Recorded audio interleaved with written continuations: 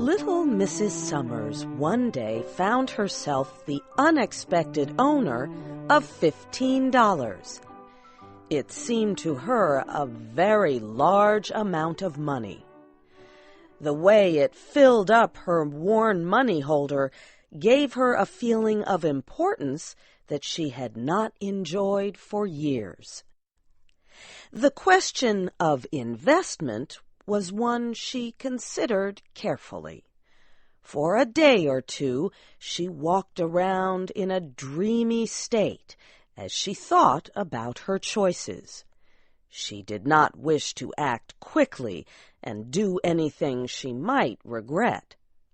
During the quiet hours of the night, she lay awake considering ideas.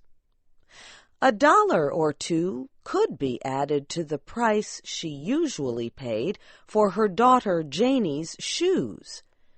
This would guarantee they would last a great deal longer than usual. She would buy cloth for new shirts for the boys. Her daughter Mag should have another dress. And still, there would be enough left for new stockings, 2 pairs per child. What time that would save her in always repairing old stockings.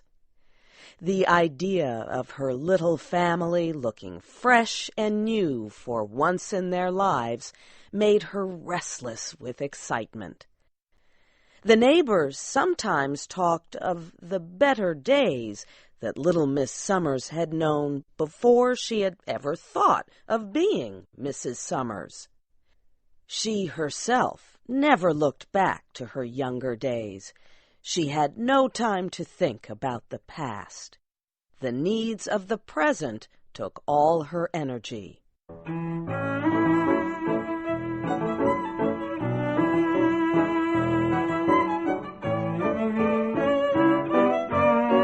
Mrs. Summers knew the value of finding things for sale at reduced prices.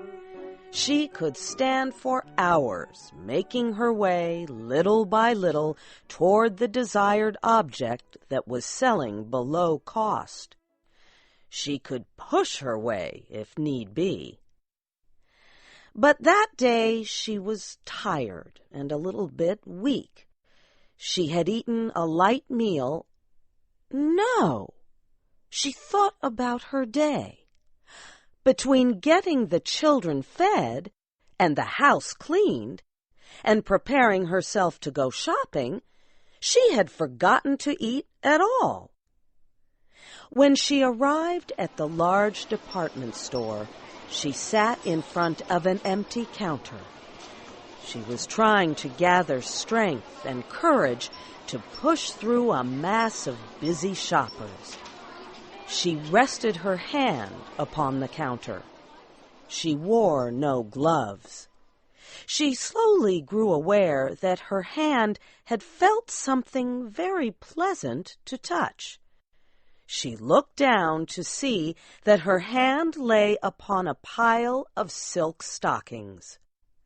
A sign nearby announced that they had been reduced in price. A young girl who stood behind the counter asked her if she wished to examine the silky leg coverings. She smiled as if she had been asked to inspect diamond jewelry with the aim of purchasing it. But she went on feeling the soft, costly items. Now she used both hands, holding the stockings up to see the light shine through them. 2 red marks suddenly showed on her pale face. She looked up at the shop girl. "Do you think there are any size 8½ among these?" There were a great number of stockings in her size. Mrs. Summers chose a black pair and looked at them closely. $1.98, she said aloud. "Well, I will buy this pair." She handed the girl a $5 bill and waited for her change and the wrapped box with the stockings. What a very small box it was! It seemed lost in her worn old shopping bag. Mrs. Summers then took the elevator, which carried her to an upper floor into the ladies' rest area. In an empty corner, she replaced her cotton stockings for the new silk ones. For the first time, she seemed to be taking a rest from the tiring act of thought. She had let herself be controlled by some machine-like force that directed her actions and freed her of responsibility. How good was the touch of the silk on her skin!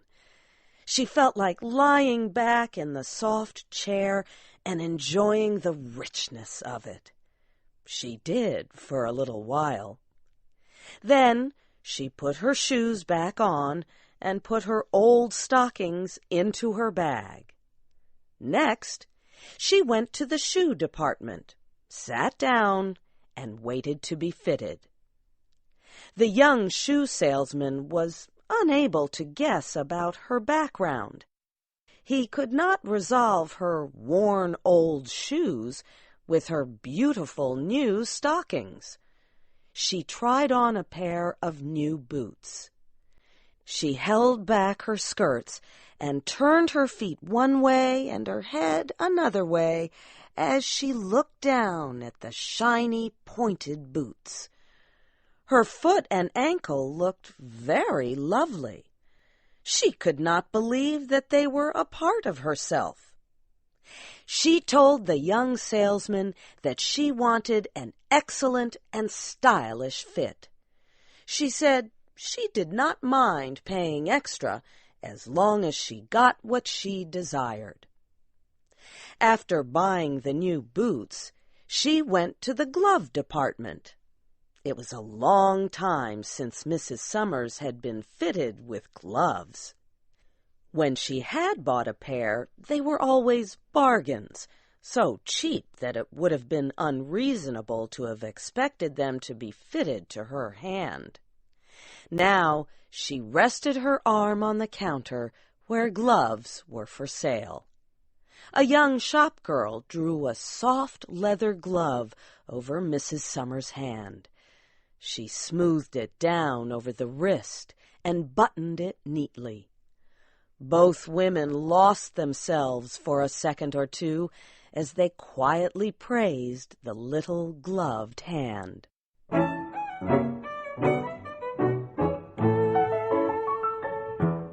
There were other places where money might be spent. A store down the street sold books and magazines. Mrs. Summers bought 2 costly magazines that she used to read back when she had been able to enjoy other pleasant things. She lifted her skirts as she crossed the street. Her new stockings and boots and gloves had worked wonders for her appearance. They had given her a feeling of satisfaction, a sense of belonging to the well-dressed crowds. She was very hungry. Another time, she would have ignored the desire for food until reaching her own home. But the force that was guiding her would not permit her to act on such a thought. There was a restaurant at the corner. She had never entered its doors. She had sometimes looked through the windows. She had noted the white tablecloths, shining glasses, and waiters serving wealthy people. When she entered, her appearance created no surprise or concern, as she had half feared it might. She seated herself at a small table. A waiter came at once to take her order. She ordered 6 oysters, a chop, something sweet, a glass of wine, and a cup of coffee. While waiting to be served, she removed her gloves very slowly and set them beside her. Then she picked up her magazine and looked through it. It was all very agreeable. The tablecloths were even more clean and white than they had seemed through the window, and the crystal drinking glasses shined even more brightly. There were ladies and gentlemen who did not notice her, lunching at the small tables like her own. A pleasing piece of music could be heard, and a gentle wind was blowing through the window. She tasted a bite, and she read a word or two, and she slowly drank the wine. She moved her toes around in the silk stockings. The price of it all made no difference. When she was finished, she counted the money out to the waiter and left an extra coin on his tray. He bowed to her as if she were a princess of royal blood.